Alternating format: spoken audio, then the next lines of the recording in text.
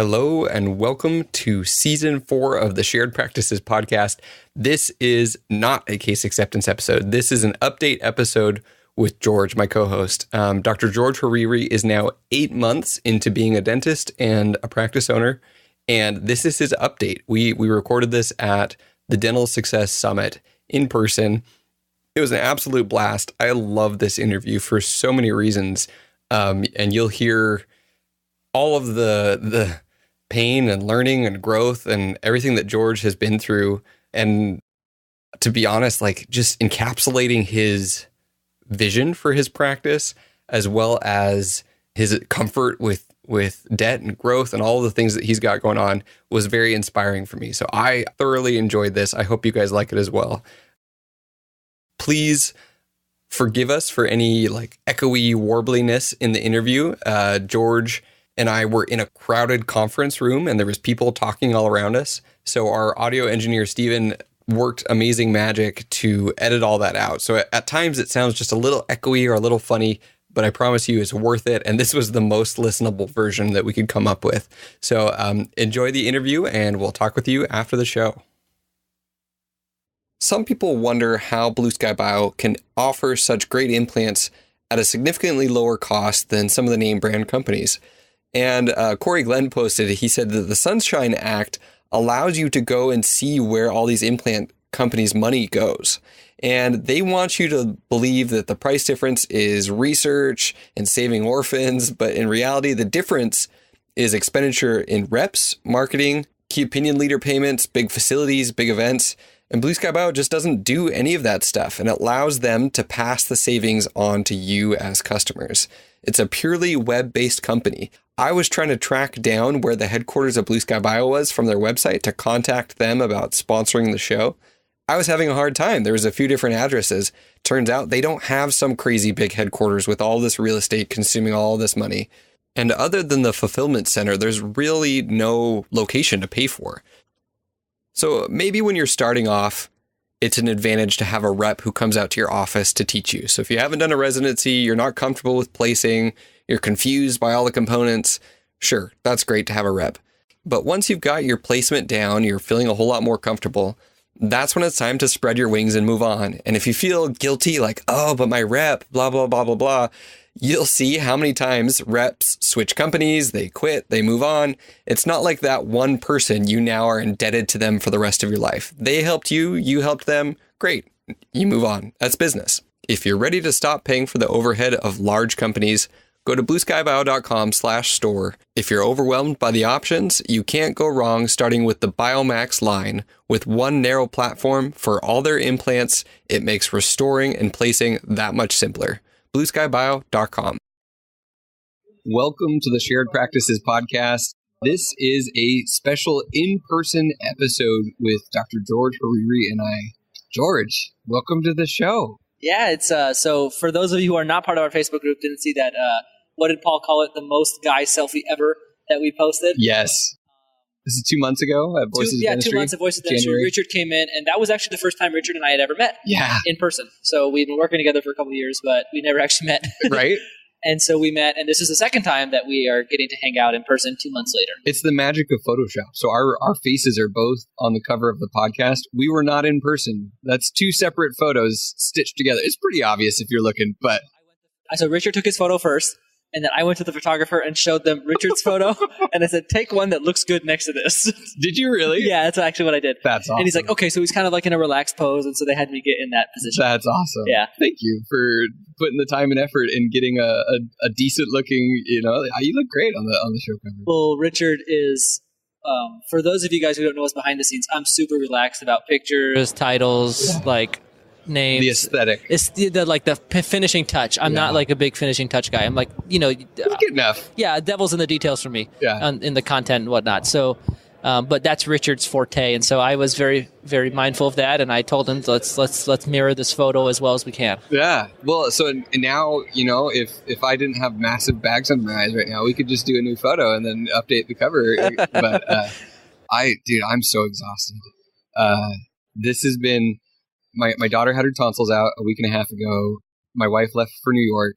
I've had like zero sleep for the week she was gone. And even when she came back, we went back for second surgery. And then last night I was in a hot tub from midnight till 2 a.m. talking with people at the Airbnb here at the Dental Success Institute. And I'm the one with the newborn. Yeah. Yeah, you're probably sleeping more than I am. Yeah, I am actually. My wife and I had our second child 2 months ago today, and much easier than the first. Really? Oh my gosh. Just personality of your children. Yeah, personality of the child is the subject. Yes. Is so much easier. Remind me names. So our oldest is Gerard. He turned 2 yesterday. Okay. And our youngest is Hudson, and he turns 2 in a long time, but he turned 2 months today. That's awesome. Yeah. So he's sleeping the night? Yeah. Okay. Really, I've only gotten up like 5 times. Okay. And that's my wife and I. So you're taking time off from the podcast. Your wife's taking time off from the practice. Correct. But you are not. Like, No. Did you take any time off from the practice? My wife, baby was a week late. Okay. So, yeah, how do you schedule patients and appointments past your wife's due date? No, That's super irresponsible. Yeah. So on the day my wife is due, I stop seeing patients. And then a week later, so that's a week off. Yeah. And then pre-birth, which is kind of yeah. And then so she ended up having an emergency C-section. So then I took 2 more weeks. So I was out for 3 weeks. Okay. And so it's funny. We had like a lot of things hit us like a ton of bricks that at any given moment would have been a lot. So I was out for 3 weeks. We had a kid, newborn. My seller retired at the end of the year, and our baby was born in January. We brought on an associate to replace our seller. My hygienist broke her ankle and was out for 7 weeks, and I had to let go of an assistant. Wow. So that was rough patch of months. 5 things I counted on my fingers that each of them would have been like, man, that was like tough. Yeah. To all happen at once while you have a newborn. Yeah, that definitely like. Which is why George hasn't been on the show, understandably. Yeah, so I definitely took me like until like maybe 2 weeks ago. How long ago was the coaching call I had with Justin? About 2 weeks ago. About 2 weeks ago. Really was like kind of just getting my energy back. Okay. I was very much in a maintenance mode for a bit there, and then he kind of got me fired up again about where things are going and what we can start doing. And for me, that was like a turning point. Okay. For sure. But I think I got to tell the whole story. Yeah. Because last we're on the show, I'm an associate still, haven't closed, and no. Yeah. What? Or maybe we did a small update at the beginning, case acceptance. No, we've done it. Well, we've updated I feel like we've updated right at the end of 2018, maybe. Really? Yeah.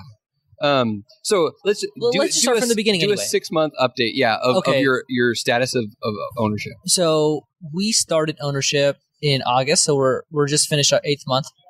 And is that really? Yeah, 8th month. Wow. That's cool. That's pretty cool. Here, yeah. Man. And so it's a roller coaster for sure, like emotionally a roller coaster. Luckily numbers are not so much of a roller coaster. That'd be like a. You know what? It was your interview with Derek. You updated. Oh, okay. Did I talk about? You talked about kind of where you're at. Okay. So let me just kind of take you guys through it. So we had our seller. Our original plan was that she was going to stay on for a year. Yeah. And then, so the day I started, both of her daughters got engaged. Huh. And she had a wedding in her backyard last Saturday. Wow. And so she was like, just for her, just multiple factors made her not want to stay as long as she thought she wanted to stay. So she kind of asked me, she's like, because I kind of asked her, like, what are you actually thinking? She's like, I think I want to be out by the end of the year. And this was like, maybe a couple months after we bought it. Okay. And at this point, she was like my security blanket. Right. I felt like she was kind of holding it just felt like she was holding the whole thing together. What would she produce a day?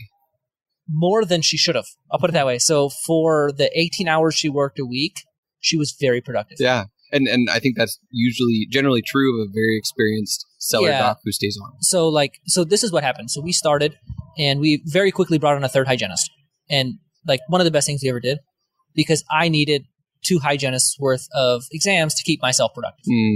And then she, is like a hybrid, like a Hummer, or not a Hummer, like a Prius or something like that, where she doesn't need that many exams to maintain a good level of productivity because she has good relationships with the patients. She has like all this work that she's treatment planned over the last 30 years, calling in to want to get scheduled because they kind of have a feeling that she's retiring. Yeah. So I was in this world of like not real life with an associate.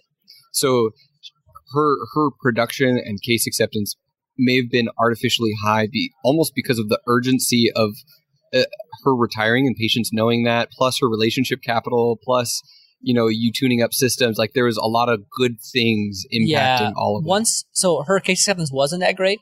And then once we started tuning up the hygiene presentation, everything that I talk about in the course, then her case acceptance started getting a lot better, where like she would walk into an exam and then I would see like tomorrow on the schedule is 2 crowns. And it's like, that's not usual of an associate. Right. Like I'll put it that way.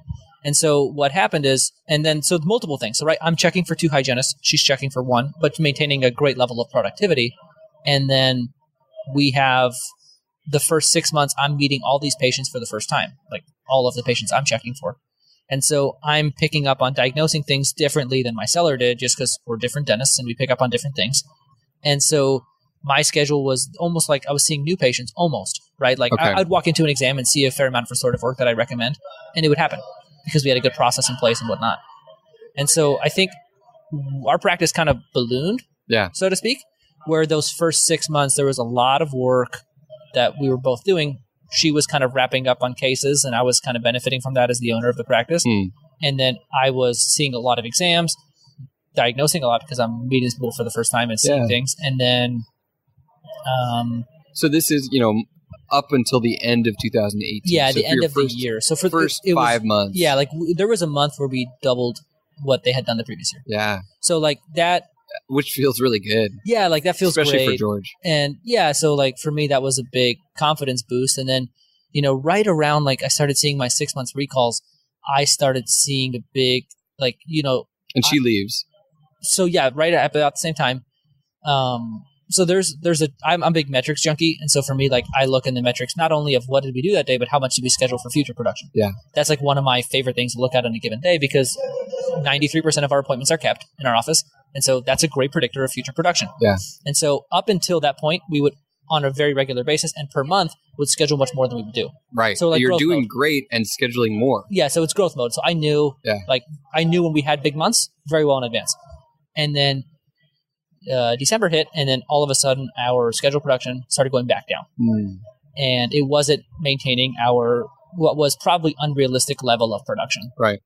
And so January is always a busy month because you have all these patients that are looking to do stuff when their insurance renews. So it was really February that we really felt the impact of like not having, seeing 6 month recalls the same, not diagnosing as much, and not having my seller there. Okay. So that was really I was out for 3 months. My hygienist broke her ankle. So like there was a lot of things that hit in February.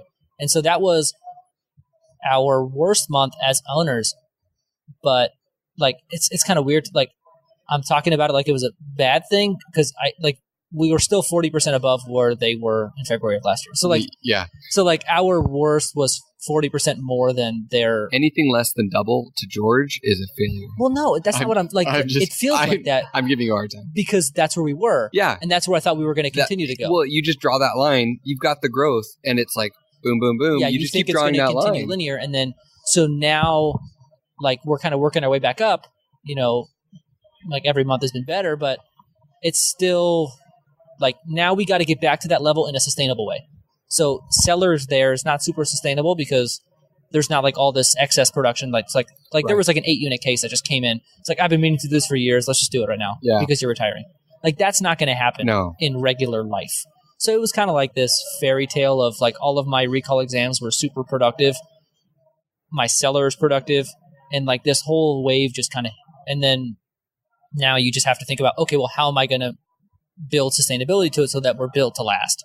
So what did this do to you in terms of like kind of almost like your confidence in this new year? Like, did it mess with you a little bit that like you had this dip? Yeah. Yes, it did.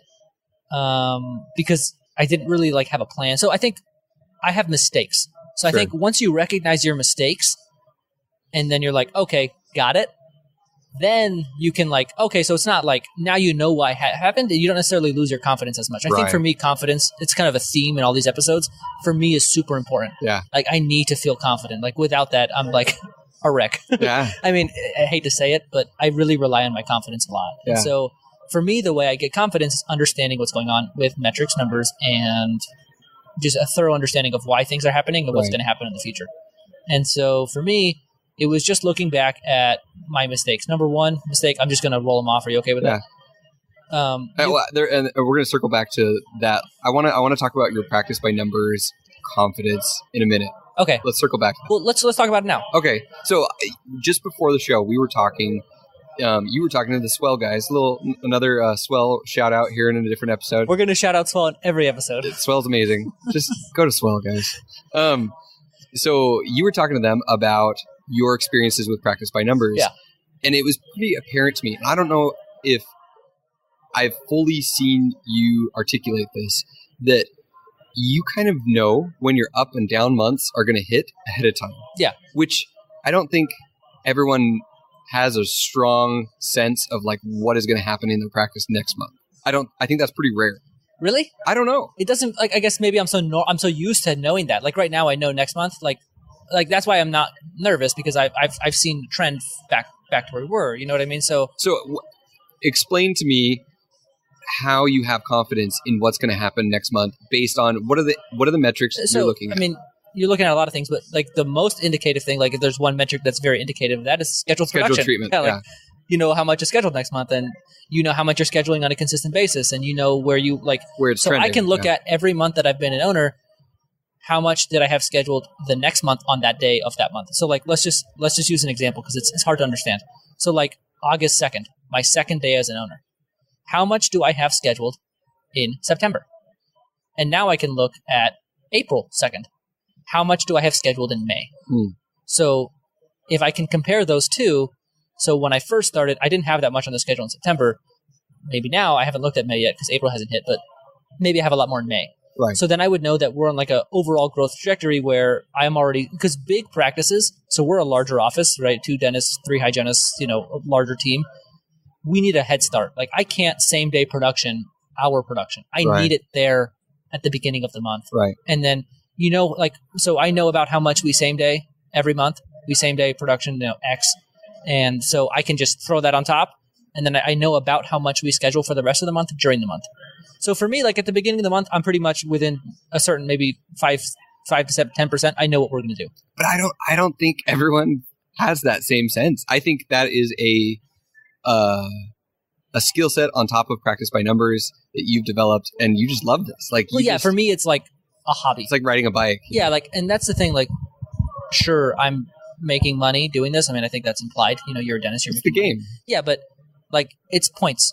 Yeah. For me, more than it is like actually my wife and I don't really live a different lifestyle than we lived in dental school. Like, we're very much the same.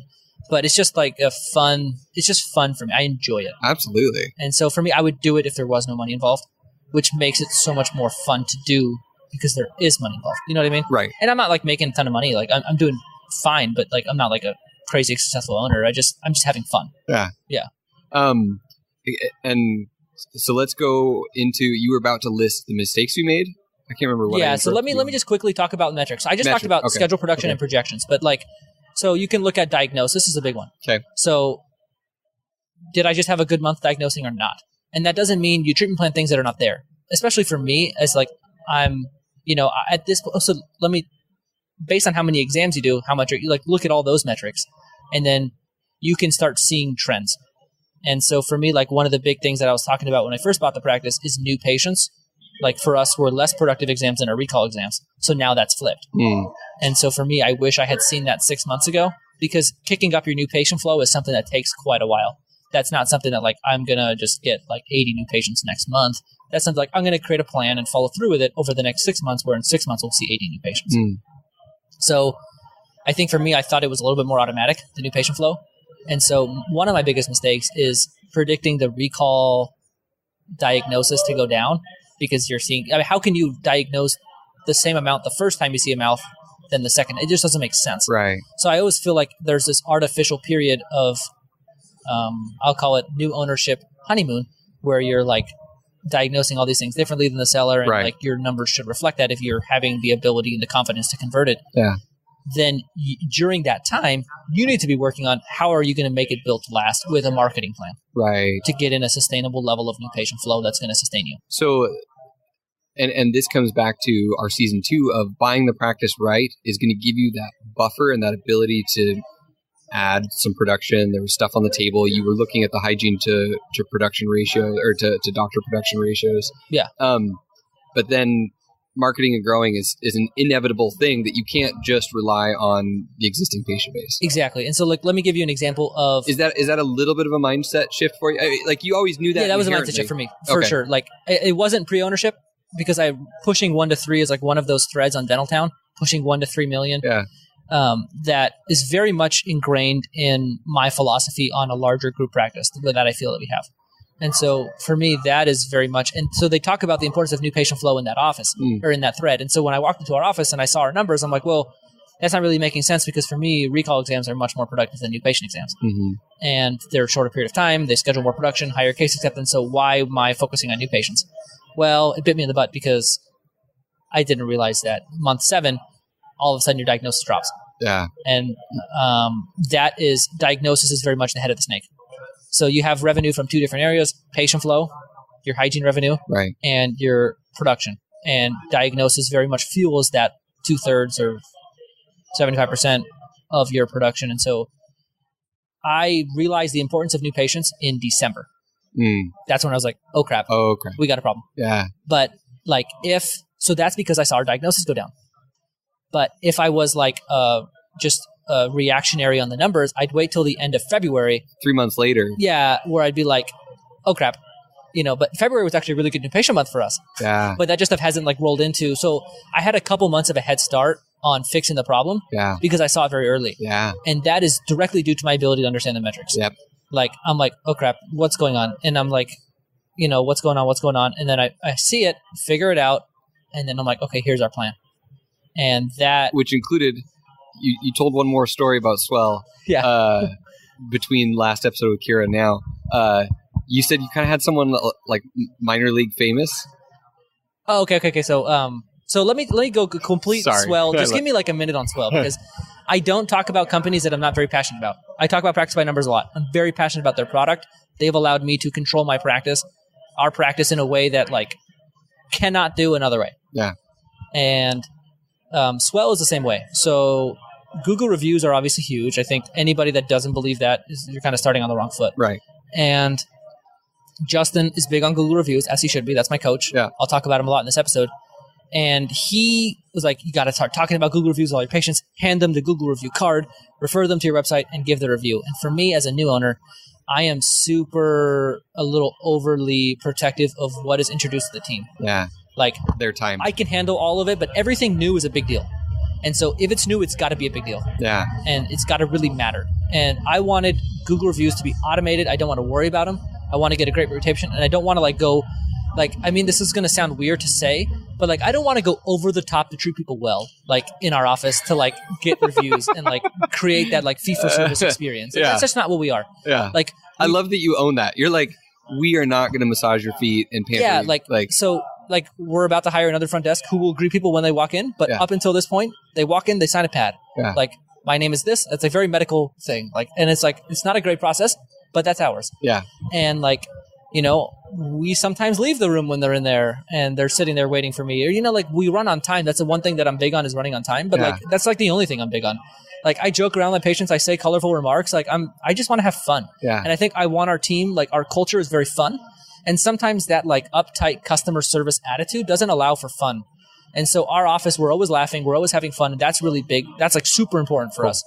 And I we treat people well, but it's like by accident almost like, just part of who we are, our happiness. It's by being real and treating them like we're real not, like people. Nobody in gets office. a towel in our office. There's no beverages in the waiting room. Like there's like, this is great. I love none of this stuff happens. And so like, how are we still going to get that reputation as if we did all of those things without doing any of those things? Right. Because all of those things are an extra thing that everybody has to do. Right. Like, I don't want to buy all these towels and give them to all these patients and do this whole thing that everyone talks about. Like, I just want to be a dentist. And so that's where we found Swell. I'm not trying to be funny. I'm just being honest. This is just us. I love that because like we're a dental office. We're not like a spa. Right. And like I'm not trying. I'm in network. Like they come to us because we take their insurance, and like we're not trying to be like this magical place. Like it's just a dental office. They get their work done. It looks like a dental office. It smells leave. like a dental office. Like it doesn't smell like Bath and Body Works. Right. It doesn't smell like a bakery. Yeah. It's like they're not going to have cookies when they leave. It's just. But anyway, they're going to have some fillings. Yeah, they're going to be okay with it. Yeah, and like, they might not always be polished, but like, I'm just kidding at this point. But like, if it's because your EFTA polishes them. Yeah, my EFTA is polished on composites. They're anyway, going to polish them better than you would have. They polish, anyways. shine, and take a photo for the patient. I don't do any of that. But yeah, like, so I'm just a dentist. Like, that's the theme here. And so, but with Swell, we've been able to get the online reviews and reputation of an office that does all of those things without doing any of those things. Nice. And for me, that was the big thing. Like, I want to have the reputation that we're the best and we have the most Google reviews in our area. Without having to, like, baby without having every to, patient. Yeah, without having to, like, make that much effort in being the best. Like, we're really good. Like, we help people. We do a good job. But, like, we do it authentically. We don't do it to generate a good reputation. And so, like, I don't talk about reviews with our team. I like, if they get a good review, I'll be like, hey, blank, they gave you a good 5-star review. Like, good job. Like, that's all I'll do. Cool. But so wait, hold on. Yeah. So we were getting like 5 reviews a month with our automated confirmation, including the review thing. And then now we're getting about 25 reviews a month with Swell, and we're now the top rated dentist in the area. And so that YouTuber that I was talking about, so this patient walks into our office and she lives like pretty far away from us, like 10 plus miles. Yeah. And she's famous online. In Phoenix, that is in phenomenal Phoenix, that's distance like 50 of dentists. dentistry. No, more. Like close to maybe probably 50 dentists is a fair amount. And so she came all the way to our office because she said we had the most written reviews. Yeah. And so that's the thing that Swell does. It's not just 5 stars without a name. It's like 75-80% of our reviews like have a little paragraph or something in them about us. And that just makes you feel nice as a dentist to hear that all the time. It's like an echo room of how awesome you are. Yeah, no, you brought that up in when we were talking with Kira. I just still like had. Well, I'm a new dentist. I need that. Like, I need patients to tell me I'm doing a good job, so I can keep doing it the way I'm doing it, and not try to look for because I had an experience with a patient. Wasn't sure if it went well. My EFTA did her composite, and she was kind of like, "Oh, the assistant does this," and she's the first person out of like a couple hundred patients to get fillings from an assistant, an expanded function assistant. That kind of question it. Yeah, that like kind of wondered that it happened, and so. Then to see that patient leave a 5-star review was kind of like, oh, cool. Yeah. No biggie. Don't need to stress about this. And so I wasn't even stressed in the first place, but like that just re-emphasized that I don't need to be stressed in the first place. Yeah. So it's just nice to get that feedback from your patients on a consistent basis. And you can look at an appointment, I got a 5-star review, what did I do? Yeah. And so it's nice to have that constant feedback. But so Swell has been that for us, very automated. And then people are coming to us now because of our reviews, which is a huge part of their overall marketing thing, and we started with them at the beginning of the year. So first day of 2019 we were using them. That's awesome.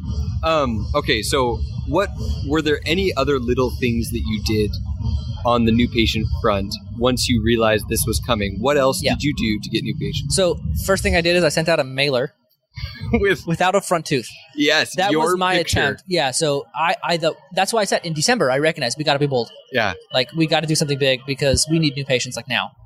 And so for us, that was like a big wake-up call. And so then I was like, okay, I'm going to go all in. I'm going to send out this ridiculously looking mailer where I'm just sitting there without a front tooth. Yeah. And how'd your wife feel about that? She was like, you're kind of nuts. Like, it's like, looks really dumb. And like, but she was like, it was a great picture of you. She was also on board because she was like, the mailers we had done weren't really working either. Right.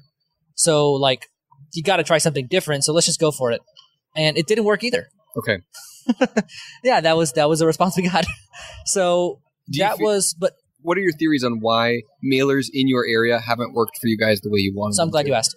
Well, let me just finish up this point. So I realized in December the importance of our new patient flow because of my ability to predict. And so then we did that thing and it didn't work either. So then I'm like, okay, and we have a large marketing budget. We're a bigger office and we need to market a lot. So it was difficult for us to like spend the amount of money we needed on a given month. So that was also hurting us. We were like underspending. And so I signed up with Lucent Spot.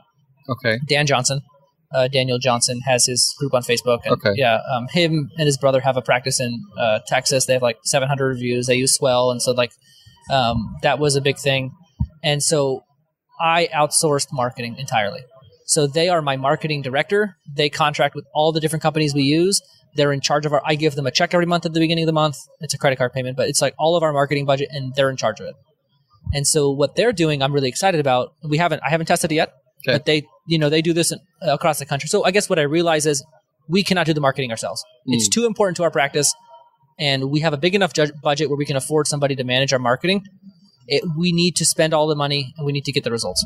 So you're saying this is something you're not willing and excited to develop expertise and a plan and make all the calls and split test and know what works and what doesn't. Give them money and get patients. That's what I want. And so like, I'm not big on like the, like, I don't like, I did the whole customer service rant I just went on. Yeah. Same thing with like ground marketing our practice. Like, sure, it'd be good to do it. Yeah. And it would get us patients cheaper, but I guess like I draw a line somewhere. Yeah. And what I'm willing to do. And right now I mean, we don't need to do that. Yeah. So I just don't want to.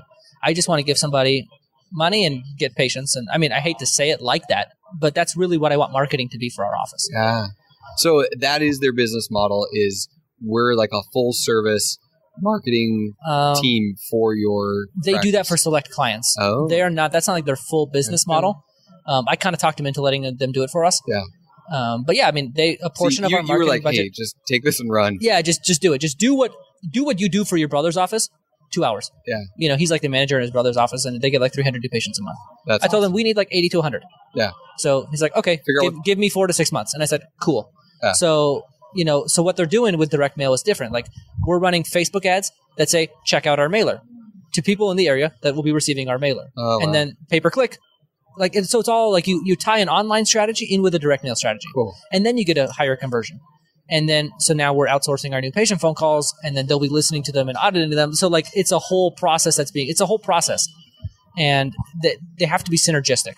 And I think that's where you really get the results, is 5 or 6 different things you're doing in marketing that all work together, and you do it for a sustainable period of time. Okay. So I think that's what I didn't realize about marketing. And it takes a while. You need to build momentum. So I was talking with Jamie Amos from Ideal Practices last night at the party.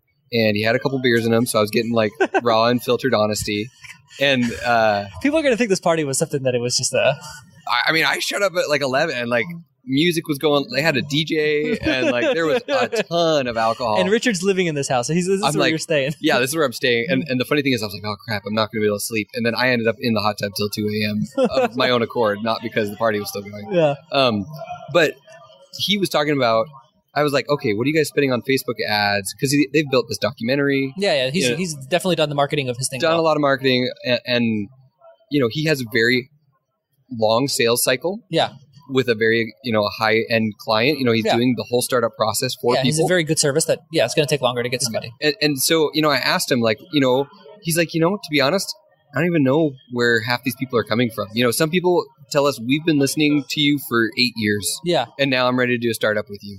And so it's just all of these things that they've done over time, and he's actually trying some direct mail, and they're doing the Facebook. And I asked him, how much are you spending on Facebook? He's like, I don't know.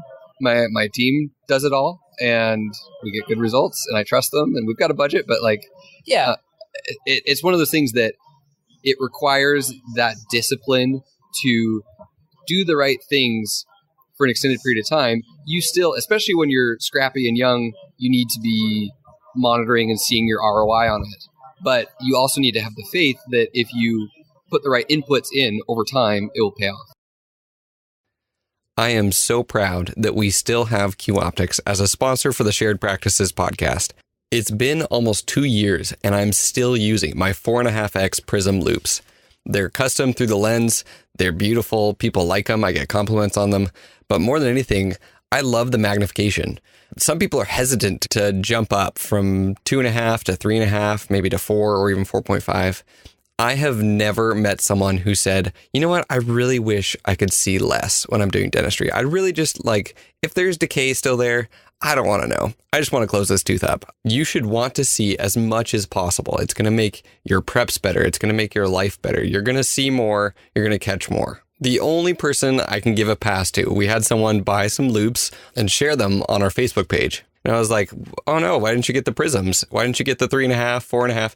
He's like, well, I'm a pediatric dentist. I was like, fine. Okay, you get a pass. You can buy normal Q Optics loops. Everyone else, you should be buying 3.5 plus. You're not going to regret it. So if you're finally ready to upgrade, email sales@qoptics.com and use the promo code SP19, as in Shared Practices SP19, for a discount off your loops and light combo. So can I add to your sentence right there? Yeah. You just said something, and it's a small tidbit, but it means a lot. So when you're small and you're young, you have to scrap. Yeah. So we're not small. And that's the reason why I can do some of the things I do. I get away with stuff like the swell thing, like we have the best reputation, but we also see a lot more patients per day. We probably see 3 times more patients per day than your average office. Sure. So for us, like it's a multiplier for you. It's like, so you get, but we have one Google listing with a lot more reviews. So like there is an element, like I'd imagine that most small offices with like 3 or 4 ops or maybe 5 could not afford to hire a guy like Dan to do all their marketing either, because it just like the ROI doesn't necessarily work out as well. Right. So for us, I just think you just think differently as a group practice. And I'm a big fan of that model because you can do certain things like that. And I, in my experience being partners with you on the podcast, you are very much a person who's willing to delay taking profits to reinvest money and to turn this into a business and to scale it. Thank you. Yeah, I'm happy you said that because that's very much true in what's happening right now. So we built our office to be doing, I don't know, I mean, I'm not going to throw out a number and just like talk about it, but we built our office to be a very busy group practice. Please just throw a number. So 3 million is kind of our number. Okay, like cool. That's what we'd like to be doing. Yeah. And so we built our office around an office that can handle that kind of patient flow and production and everything. But right now we're not doing that. No. About half. Okay. So that's where we're at. And that's where we're at our like bottom. But your we bottomed out at about 1.5-ish. Well, this year. So yeah, the pace that we're at in our lowest months is about 1.5. Okay. So we bought it a little over 1. So we're still like doing very well compared to what we bought it at, but we've built it to be doing much more. So now I feel like we've built what is scalable. To that 3. And there's a lot of things that require that to happen, but yeah, I genuinely feel like, we have our 4th hygienist coming on in August, and that will really be the last like big hire that we do that will really get us there. And so, I'm definitely not making as much now because I've put fixed costs in place that don't necessarily belong for the size that we are now because they'll allow us to scale easily. So talk to me about, because we're talking about and thinking about maybe starting another podcast on like student loans. Talk to me about you and your debt situation and your ability to not freak out about that and invest in your business as if it were a $3 million practice, even though you're not there yet. Yeah, so, I mean, I'm not losing money, that's for sure. Sure. But at the same time, like, I'm not maximizing profits right now. I feel like you maximize profits when you're done growing. And we're not done growing. So you as you're growing, you're taking your profits and reinvesting it in different methods. And then once you get to the top, then you start now I gotta I'm at capacity. I don't want to grow anymore. Now I'm gonna wring the towel and drop insurances and do all of those things that will then maximize profits, but not grow your capacity anymore. It was Morgan something. There was a CPA last night at Reese's dinner, and he literally used the wring the towel analogy about one large practice versus if fluoride is a great example. Like fluoride in a single hygienist office is it's nice, I don't know, $2,000 a month, but multiply that by 4, now you're talking your debt service. You know what I mean? So it's like a big, the multiplier is a very impactful thing that when you have a group practice, you have the ability to make small changes and see large effects. Cool. And so that's where we want to go. And I don't want to be so I think there was a big decision that we had to make, right? We were kind of at a 1.5 doc office for a bit. And it was do we want to go group practice or do we want to stay productive solo? And I had a month in January. So long time we decided I enjoy working with other dentists. Yeah. I enjoy not doing all the dentistry myself. Justin is when I'm at the office, I don't want a pee break. That's exactly what he said. I don't want a pee break. He does. I don't even want to have time to pee. He said that at our coaching call. That's totally Justin. When I'm at our office, I want to have time to pee whenever I want. Yeah. The exact opposite. And so that's my lifestyle at the office is very laid back, right? Yeah. I do procedures where they're very quick doctor time. My assistants do all of our fillings. So what am I really doing? Exams and some quick prepping here and there. And then I'm sitting in the office. Right. And that's what I want.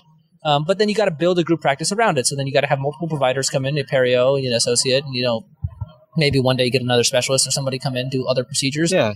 But you kind of have to, that's what I want. Yeah. Could I make more money if I was exactly like Justin and did it his way? Right now, yes. But in the future, I'd imagine our incomes might be similar, but I just have a better lifestyle. You're getting to you're trading a freedom sustainable for, dental practice that you don't have to sell at age 38.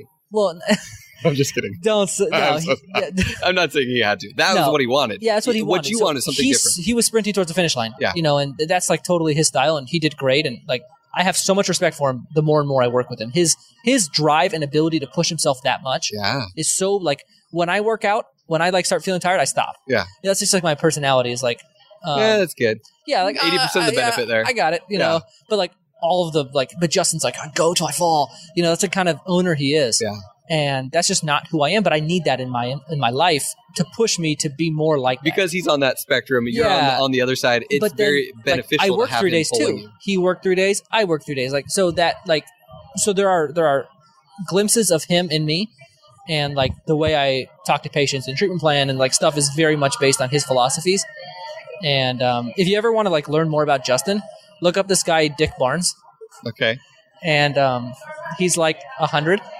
And so he's like 100 years old, but he was like exactly Justin's philosophy, like in a person. Funny. And there's these tapes out there. Justin sent me a link. I have no idea where to find them. So was he a big influence on Justin? Yeah, Justin's like, I listen to his tapes all the time. And like, I listen to him.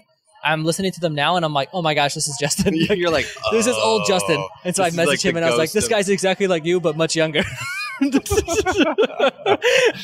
And then he gave me the virtual middle finger, but it was funny. So, I have a great relationship with Justin, but there are things that we just disagree on. Like, he is very big on so his philosophy was just different than mine. And I genuinely feel like we're building something that is sustainable. Like, it'll be successful because of the way it's built, not because of me. And, that's just our style. And so, that's just going to take a little bit more fixed costs up front and growing past that. But there was something I want to talk about, but I forgot. So we had some things mentioned that we didn't get back to. Student loans. Oh, student loans. Yep. That was it. So as a new owner, in my life of an owner, I've only owned for 5 months of a fiscal year. Yeah. So August through December, I was an owner. And then it was really so I didn't have 7 months of income. So my tax situation is super favorable because I have all these deductions from buying a large office with not that much income. So your versus your income and what you're going to pay taxes on is huge discrepancy. I'm paying taxes on a poorly paid school teacher's salary. Right. When I did not make that much. So that's a big benefit. And what that does for the student loan side of things is we have a huge student loan balance, almost very close to $1 million. Between the two of you. Yeah, I shouldn't even round. It's $1 million. Yeah. And so from a interest perspective, we would just pay a ton of interest on that money. And, when you do that over a monthly basis, it ends up being a lot. And so with Repay is a program we're on, and with our low income, we really maximize that interest forgiven a lot. Oh, because it's half of your interest unpaid by your balance or by your monthly payment is forgiven. So let's just say, I don't know, I think it's about $7,000.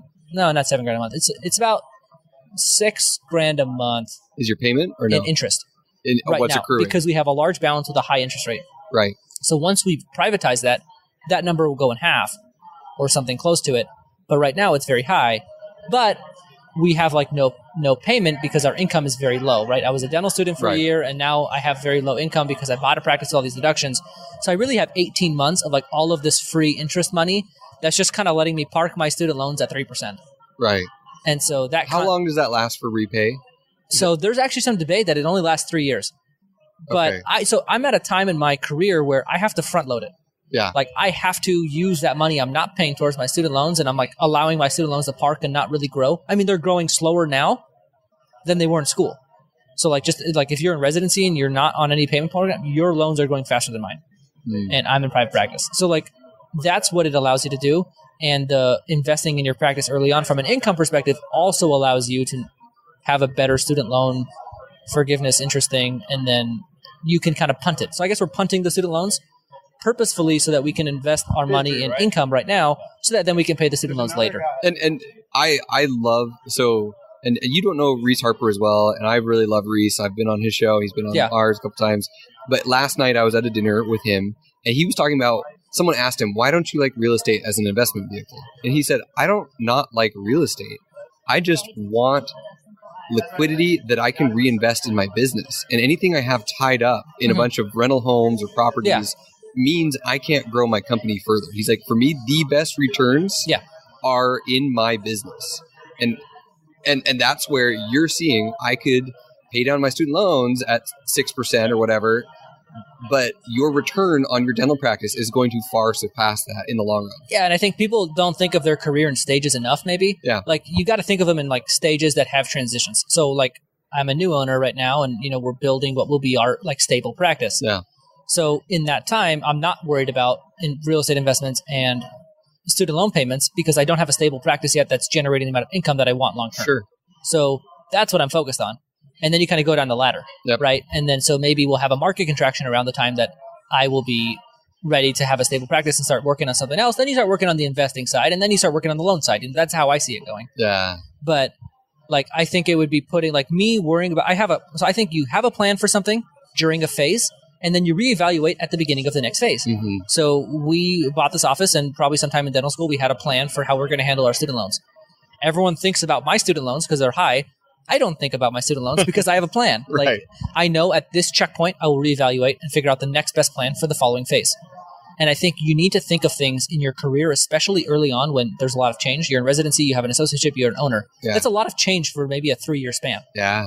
So, like, maybe you're a dental student, immediate owner. That's like a big change. And so a new owner, you're not going to make as much because there's just all kinds of things happening to you and one-time expenses and, delays in collections and all that stuff. You're not stable. Like, I finance a lot of treatment out 12 months. Yeah. I'm totally cool with that because I want that to be part of our practice. I know I'll get that money later, and that somebody's like, no, he won't. They're going to default. Okay. But like, most of them don't. Yeah. I mean, like, that's a whole separate discussion that we're not going to have. Yeah. But like, I know that we're building a stable practice that will do that. And then over a 12-month period, it'll kind of just be this revolving wheel of money in and money out. Well, I just love that, like, you can legitimately, like, forget about your student loans. Like, at this point, it's not keeping you up at night. It's not. Yeah. So maybe that's a skill I have that. It's amazing. So like you're $1 million in student loan debt, not to mention the practice of about debt, the same size. Yeah. About the same size. And it's just like, it doesn't color your decision making. Which is why we love you, George. I'm a big believer in this philosophy of stoicism. Yeah. Of like very objectively looking at your situation and figuring out what is the best move for me right now. Yeah. And so maybe that's a skill I have that has helped me. This is why we're going to create a second podcast, and this is going to be, we're going to recapture some of this and repackage this, because if every dental student could have a piece of this, I think they'd be a lot healthier in their stress levels. I don't get caught up in the emotional perspective. There's Gina Dorfman. I'm a huge fan of her too. Anyway, I'm not like a big fan of like people worrying about things that they can't control. Yeah. So can I control my student loans? Yeah.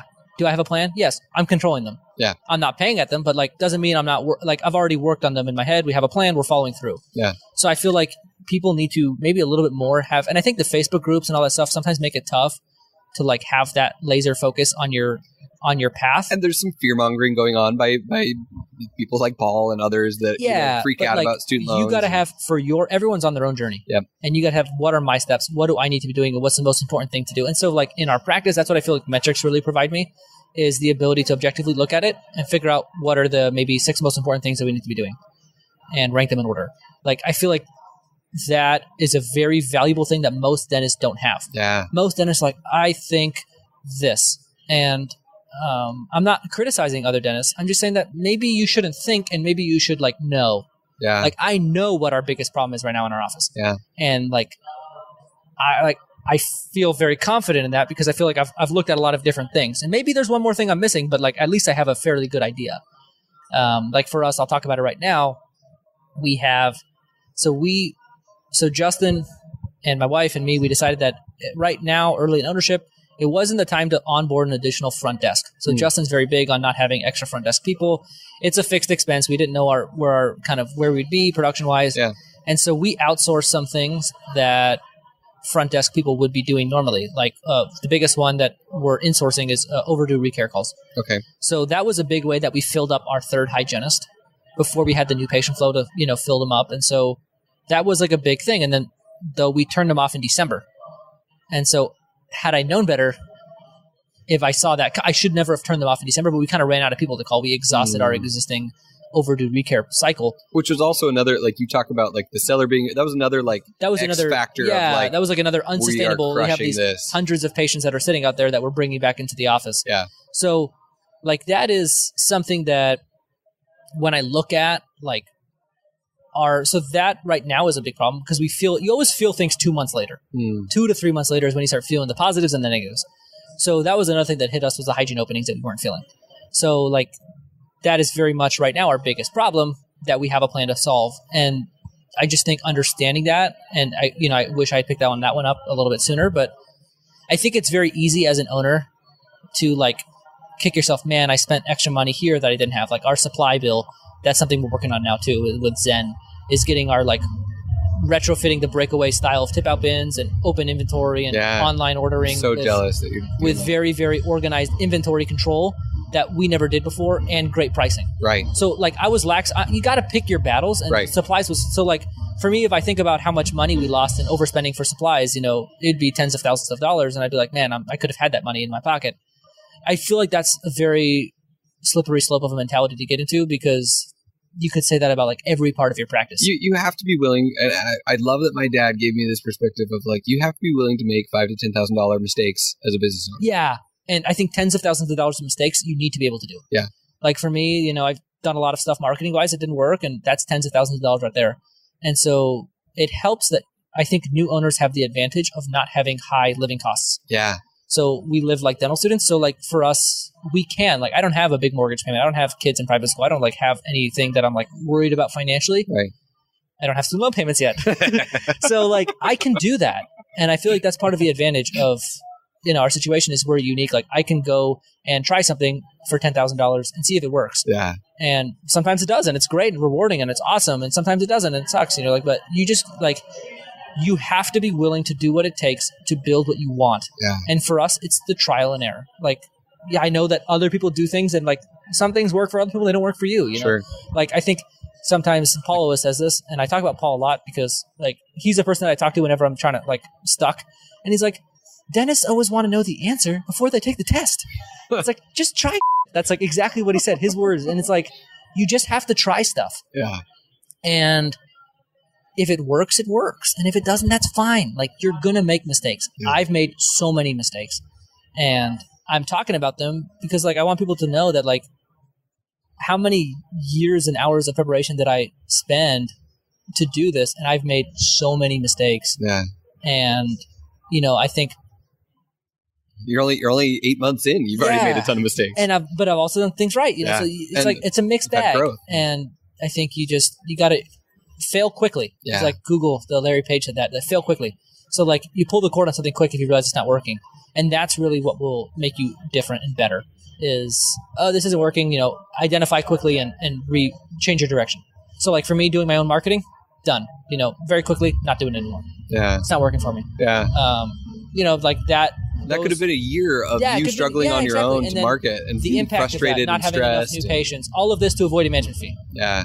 So like you just have to know, what your limitations are, what you're willing to be world class at, and what you don't want to care about. Be world class about our case presentation, our getting people to schedule. I want to be the systems internally.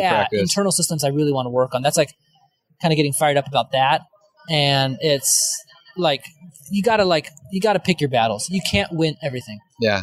And the more you try, the less you'll win at anything. Yeah. And so that's what I feel like my biggest advice to people be like, really take a hard look at your practice and realize what are my 5 biggest problems and prioritize them 1 through 5 and tackle them in that order. Yeah. And that'll get you so far. And then, another thing that I want to mention, how long have I been talking for, man? We are at 49 minutes. Man, I've gone off. This has legitimately been one of my favorite episodes of the entire podcast. This has been fantastic. I just I haven't been on the air, but doesn't mean I don't like it. I just haven't really done it. But like we're wringing the towel on your last 6 months in this episode. I guess my biggest thing is don't let other people's success online or that you hear about, or if I've sounded successful in this episode, like whatever it is, make you feel bad about where you're at. It like everybody is on their own journey. And like, if you're doing a startup, I know I've made my thoughts on that clear, but like if you're doing a startup, and you're not seeing the level of new patients that you want, your journey is just a little bit slower than somebody else's. Doesn't mean you're doing poorly. It's so easy to feel bad about yourself as an owner when you see like other people owning very successfully, because you feel like maybe I think everybody's on their own journey, and everybody's level of success is always inflated online. Oh yeah. And when you look behind the curtain, so know that and have confidence that you're doing a good job, and just kind of like put your head down, focus on your own stuff, and figure out what you need to do next and do it. Like, I just feel like that's it. And for me, I need a coach. Yeah. Justin helps me. Like, he challenges me. He's like, I don't think that's your problem. And then I'm looking and like half the time he's right and half the time he's wrong. But like, we're both wrong and right half the time. Like, everybody's wrong and right half the time. But you're looking at it and you're trying and you're focusing on the things that need attention. And like, so one of my favorite stories with Justin, because I was right, was like, he's like, what are your goals? And he's big on setting big goals. And so I was like, okay, I got a big goal, hit X number this month. And he goes, okay, well, you got to look at what do you got to do to get there. And I'm like, okay. So I looked through my metrics and I'm like, oh, I'm there. Next month we'll hit it. Doing nothing differently.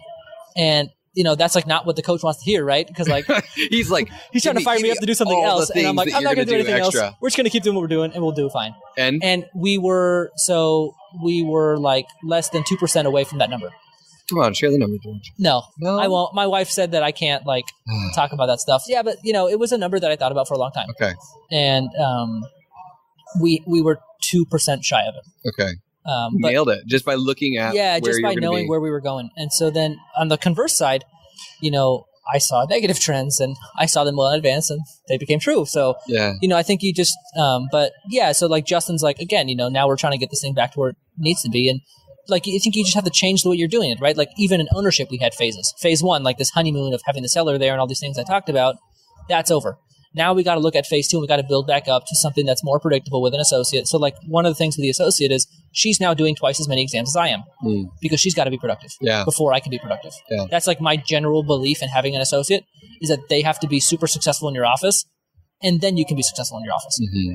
And so which is the opposite of most. business. And that's why there's a lot of turnover at that position. I feel like I try to feed her before me. Yeah. And so I have a awesome associate. She's amazing. Couldn't say enough great things about her. And people thought I was nuts for hiring a dentist who doesn't do endo or extractions when I don't do endo or extractions. Like, why do you have so many dentists that only do crowns and fillings? And it's like, because she's the right fit. Yeah. She's a perfect fit. And so anyway, back to talking about, so she's doing twice as many exams as I am. So it was kind of like the reverse situation of me and my seller. So now, like, we got to make it work that way, so it's just that's more sustained. That's like more like real life. Yeah. So I think now we're in a phase where we're kind of growing again, and we have a plan on how we're going to grow. I got 8 things that I'm going to do, and I'll just run them off top of my head. Like, 1, front desk. Okay. So we're hiring that front desk because our hygiene openings, I feel like that's the head of the snake. That's like the number 1 most important thing. We are about half of a hygienist overstaffed right now because of our openings. So we can add a half hygienist without hiring any more hygienists, getting all that. So like, it's a multifactorial thing. You don't get the production from the hygiene appointment, you get the added expense, but then also you don't get the doctor production. So like, if that's, let's just say 20% of our hygiene capacity is not being used, then that's 20% of restorative capacity that we're not getting. Right. It's a very proportional relationship. And so like right now, that's the head of the snake. And so that's number 1. And then, number 2, our marketing. We're working on our marketing. I'm getting a cone beam. I think one of the things Justin, he fired me up on is he's got like so many Justinisms, I'll call them. Yeah. Just like things that like he probably says to every client. Right. But this one he probably doesn't say to everybody, but he was like, so he's like, why did you stop doing extractions? So I said like a couple of them didn't go well. And he's like, okay, so a couple fillings don't go well, a couple crowns don't go well. All you'll be doing is exams. And so he challenged me to like clinically grow our services a bit. So we're getting a cone beam, we're building a space, and I'm going to start placing implants, which I did in school. And it's like my favorite procedure, but I just haven't really had the guts to do them. Well, and you texted me yesterday. Yeah, I was stuck in an extraction while you were at the summit and I got it out. And it's funny because I talked to our associate about what I should do. She told me, and then I looked at your text, it was the exact same thing. So, like... The answer is always section and trough more. Yeah, so I sectioned and troughed more. Yeah. And I got the tooth out. But, like, the moral of that story is one of those things is growing our services. Yeah. So in all departments, my department, our associate's going to go do ortho. That's something she really wants to do. So, like, just adding more procedures to the menu. And then that's, like, 3 or 4 things. It's got fluoride, hygiene. And then so we're renegotiating our fee schedules with Vivek. Cool. And who I met last night. Yeah, that'll be a big boost. And then we're doing Justin's team bonus system. So it's different for a group practice the way you set it up. But I like that overall philosophy of everyone takes a percentage of the total practice production. Yeah. So we've set it up in a similar way. So his way is he has his team overhead at 20%, and then everything past that, they still get 20%. So like they always get 20%. Yeah. So we've just had to set ours up at 25, but then it's still a 20% bonus.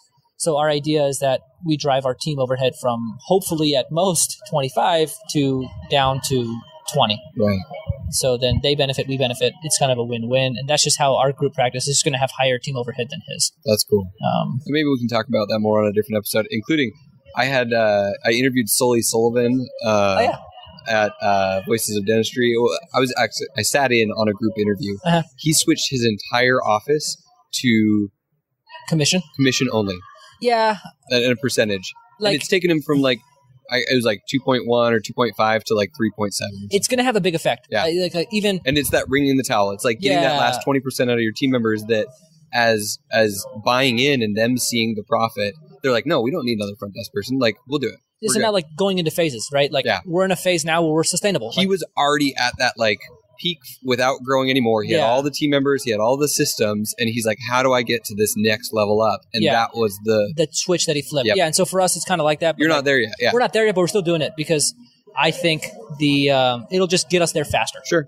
So yeah, it's just what is a sustainable? I think we're looking for sustainability now. Yeah. What is something that can be repeated? So our seller is not sustainable. An associate that knows patients for 30 years is not sustainable. Right. But this is. So I think that's where we're moving, and I'm excited, and all positives, but there have been negatives. So I just think it's just having the right mindset, the right coach, and getting things moving in the right direction. But then also recognizing hey, if you had told me a year ago this is where I'd be at right now in our lowest point, I'd be super happy. So I think there's also a dose of that, looking at the hike and seeing how far you've come. I was super nervous to do dentistry. Yeah. And I was super nervous to talk to our team and all of these things that it's not like riding a bike. Yeah. So you just grow. I think the fastest way to grow is to get yourself in a super uncomfortable situation. Yeah. Discomfort leads to growth. And so I think a great thing to do is looking at yourself, what makes me uncomfortable, and do that thing, and then you'll grow. Yeah. And so for me, a lot of things that we've done is uncomfortable, and you've grown. Last thing I want to mention is the importance of know, liking, and trusting your team, and having them know, like, and trust you. Yeah. So I feel like that was a super big emphasis from Justin. One of the first things he told me, know, like, and trust. Nail it. He's like, you want uncommon success, so you need to have uncommon relationships with your team. And I genuinely feel like our office has an uncommonly fun, great vibe, great culture. We did, Paul Goodman came to our office that was on our Facebook group, and he had me ask our team members what their favorite things and least favorite things are.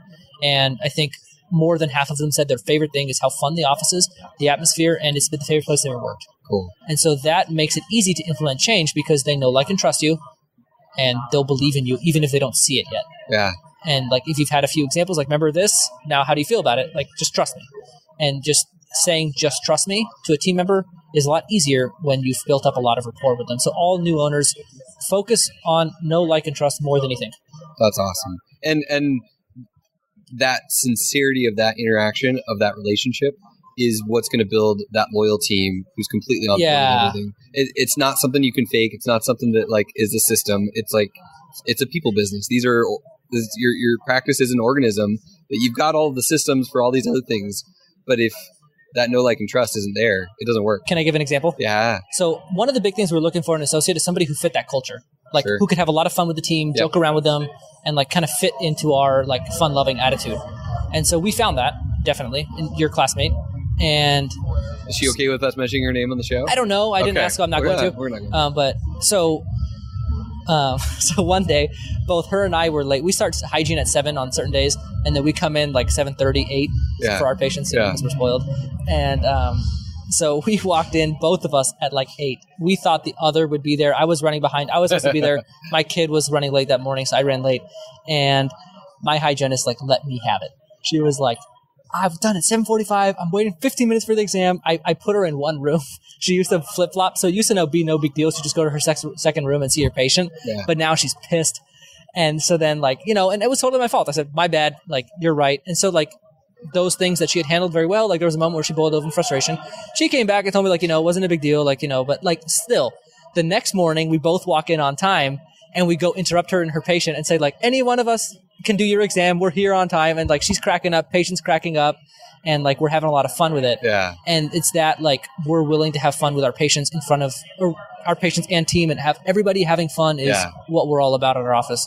Like on the show, I'm like super serious and like really detail oriented. And I am like that. Part of me is like that, but then part of me is really fun loving and wanting to have a good time. And I think that's the part that really shows in the office. That's fantastic. And that's where you want to work. Like I want to be in an environment where we can joke around, have fun. Like if my hygienist has an opening and we couldn't fill it, like if she has something to do, she'll do it. If not, then we'll be joking around for an hour and like she'll get my patient's number, whatever. Like, I think that team building that just happens throughout the day in those slow spots is so healthy. And, you don't want the slow spots, but if they happen, like use them and build rapport all day. And so that's kind of what we do. This has been jam-packed. Our editor's going to be pissed at us right now. But because we're over an hour now, and then we're going to add in the ads, and we won't do an intro or outro for this one, but this was a lot of fun. I really feel like this has been some of the most valuable content of your perspective, looking back, the highs, the lows, the lessons learned, where you're going, your perspective and mindset. I think our listeners are going to love this. So and I like we've been here. Nice to have you back on the show. Yeah, our listeners they ran into me like, "What's up? Give me an update." So I imagine that's like a commonly. Oh yeah. And then there was some requests that I'd like questions that people wanted me to answer that I didn't, but I'm not going to go into them now. But yeah, we'll have another one sometime. Cool. But next time I'm in Phoenix, George will show up on the show in a couple months. Yeah. So I'm for anybody listening, I'm just taking a little bit of time off. A lot of stuff going on. And I'll be back. Cool. But yeah, just not right now. No, we'll have fun. Yeah. Cool. Talk to you later, George. Right. See ya. I know I said in the episode that we wouldn't do an outro on this one because it was a little long, but I can't help myself. George blew my mind. Like that was such good perspective, and to hear his journey, and he shared some real raw, just like struggles of what's going on.